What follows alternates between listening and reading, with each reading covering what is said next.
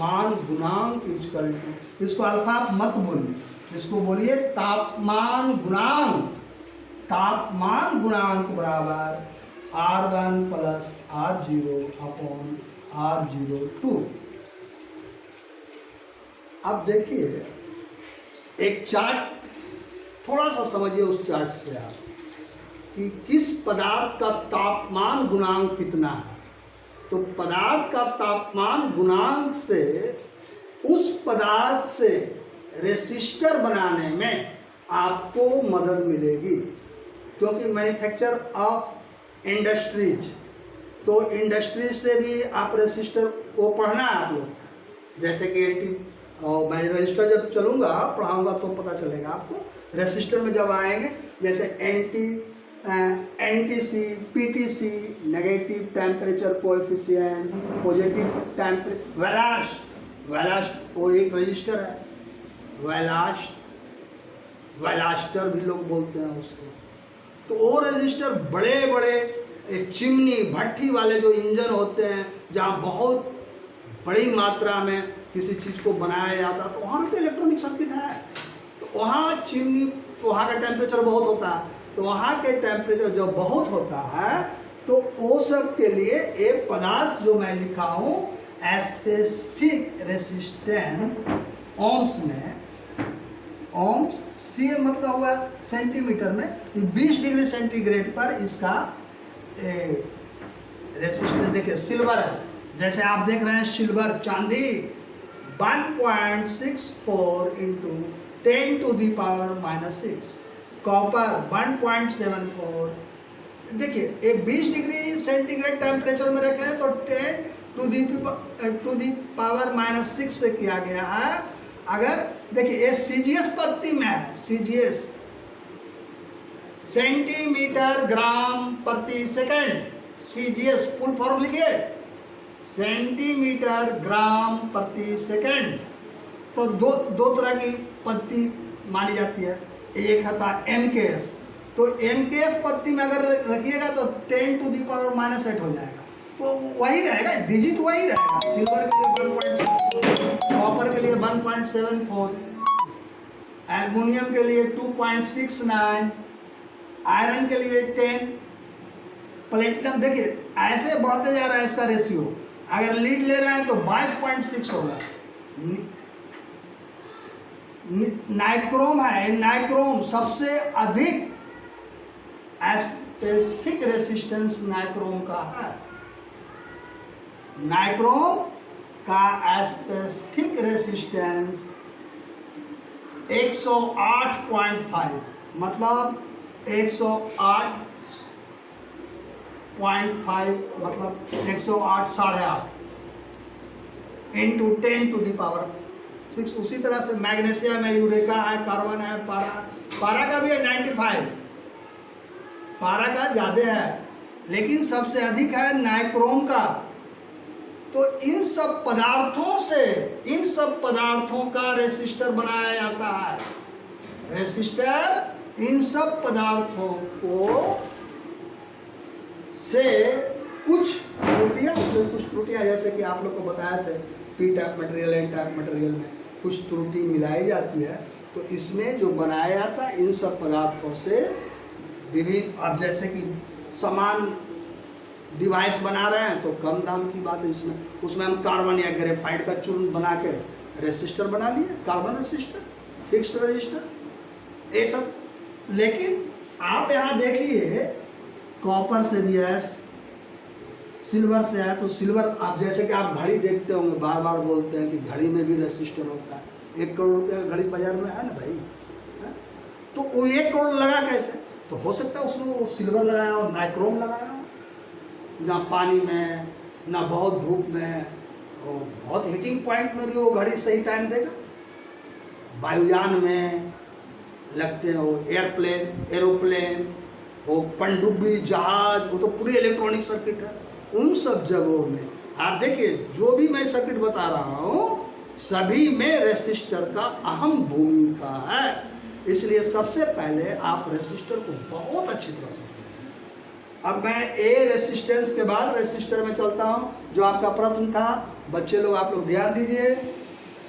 अब समझिए, प्रतिरोधक रेसिस्टर कई बार आप पढ़े, किसी पदार्थ के टुकड़े या तार को एक ऐसे कंपोनेंट का रूप, हम कई बार बोले, किसी पदार्थ के टुकड़े या तार को एक ऐसे कंपोनेंट का रूप दिया जाए कि वह रेसिस्टेंस प्रस्तुत करे, रेसिस्टेंस प्रस्तुत करे।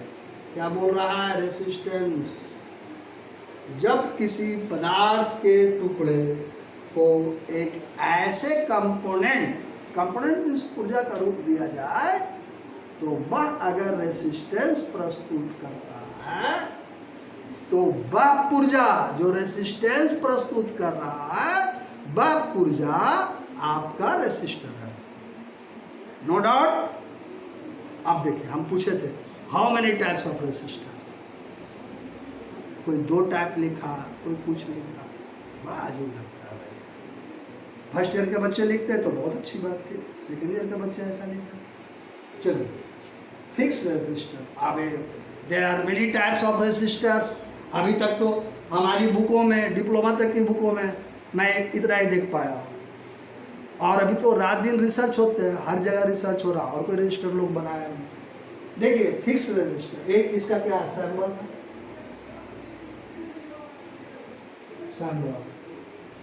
ये आपका फिक्स रेजिस्टर। एक कौची का बना हुआ होता है भाई, फिक्स रेजिस्टर बना, मैन्युफैक्चरिंग में मैं बता रहा हूँ क्योंकि बहुत समय लगता है इसमें, बहुत सारे क्लास में। सैम्बल ये है आपका फिक्स रेजिस्टर। कहीं कहीं आप इसको कार्बन रेजिस्टर से भी पढ़े होंगे, कुछ किताबों में रेजिस्टर इस तरह से भी बनी हुई मिलेगी, आप इसको ध्यान से देखिए। It is called resistor, this symbol is resistor and this symbol is also resistor.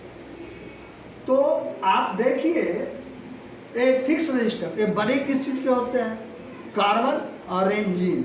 Carbon सस्ता है, रेंजीन भी सस्ता है।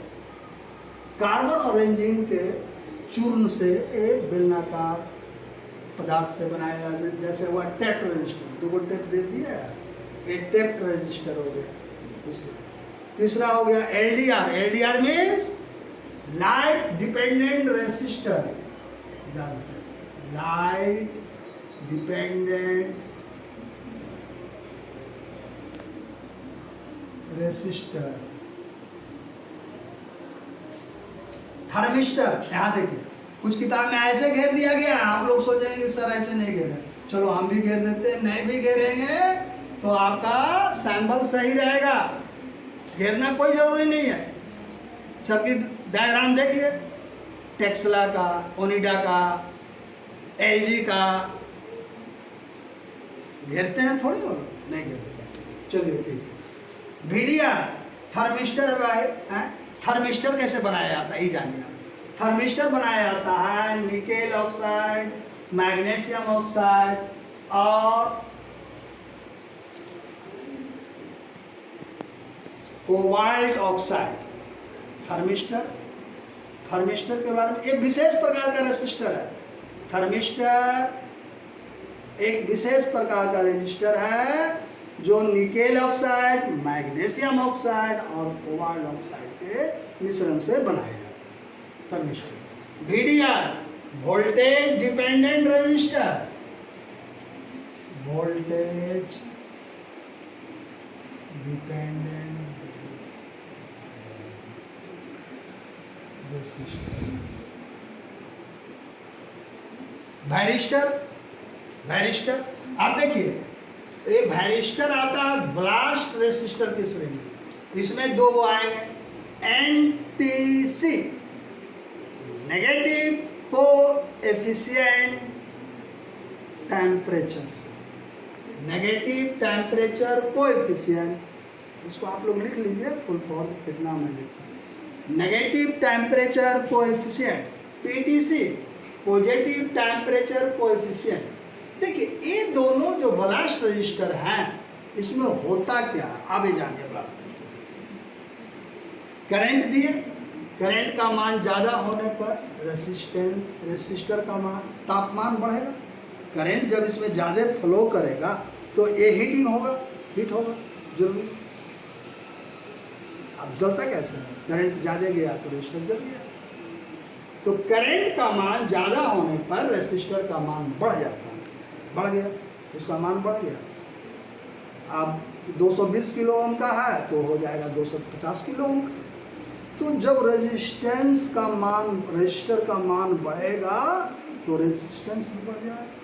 तो मतलब कि जितनी उसकी ज़रूरत है आगे की सर्किट में उतना करंट उसको पहुंच नहीं पाएगा, क्योंकि वह तो रोक रहा है करंट को, उसका मान बढ़ा तो तापमान से उसका रेजिस्टेंस बढ़ जाता है एवं करंट का मान घटने लगता है।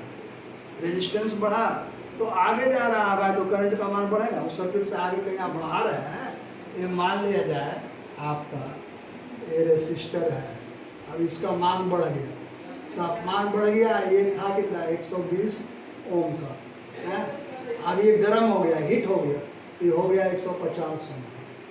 चलिए, तो यहाँ जो आपको करंट चाहिए इस सर्किट पर, मान ले जाए यहाँ जो करंट चाहिए, यहाँ डायोड के बाद या ट्रांजिस्टर के बाद या थर्मिस्टर के बाद, तो यहाँ क्या होगा, जब इसका मान बढ़ेगा तो इधर से इनकमिंग करंट जो आ रहा है, मान ले जाए कि यहाँ 12 वोल्ट आ रहा था, 12 वोल्ट आ रहा था, अभी गर्म हो गया, गर्म हो गया तो ज़्यादा गर्म हुआ तो इसमें वोल्टेज ड्रॉप करेगा, वोल्टेज ड्रॉप कर गया। और यहाँ हमको ज़रूरत था कितना, इस पॉइंट पर 6 वोल्ट का, अब वोल्टेज ड्रॉप कर गया तो पहुँच रहा है कितना 5 वोल्ट। तो 5 वोल्ट पहुँच रहा है तो आगे की सर्किट में मान लिया जाए आपका रिले लगा हुआ, इलेक्ट्रॉनिक रिले, रिले काम करेगा? नहीं करेगा। फिर वो रिले जब काम नहीं करेगा तो आगे के सर्किट में वो करंट जाएगा ही नहीं, कम जाएगा या रुक रुक के जाएगा। तो ये सर्किट आपका, इस सर्किट के से आगे का सर्किट डैमेज होगा और डिवाइस में फॉल्ट आएगा। नेक्स्ट, तो इसका मान, इसका उपयोग करंट स्टेबलाइजर के रूप में किया जाता है। करंट स्टेबलाइजर, स्टेबलाइजर वो मत समझ लेना, इक्विपमेंट। करंट को स्टेबलाइज करने के लिए एनटीसी और पीटीसी, वोल्टेज रजिस्टर के दोनों रूप में का प्रयोग किया जाता है। तो आप ये रजिस्टर देख लिए। आप, मैं एक कार्बन रजिस्टर जो आप लोग के लिए बहुत जरूरी है, उसका कलर कोड का एक बार सेकंड ईयर वालों उसको रिवीजन, फर्स्ट ईयर वाले आप ध्यान से देखें। The class is stop.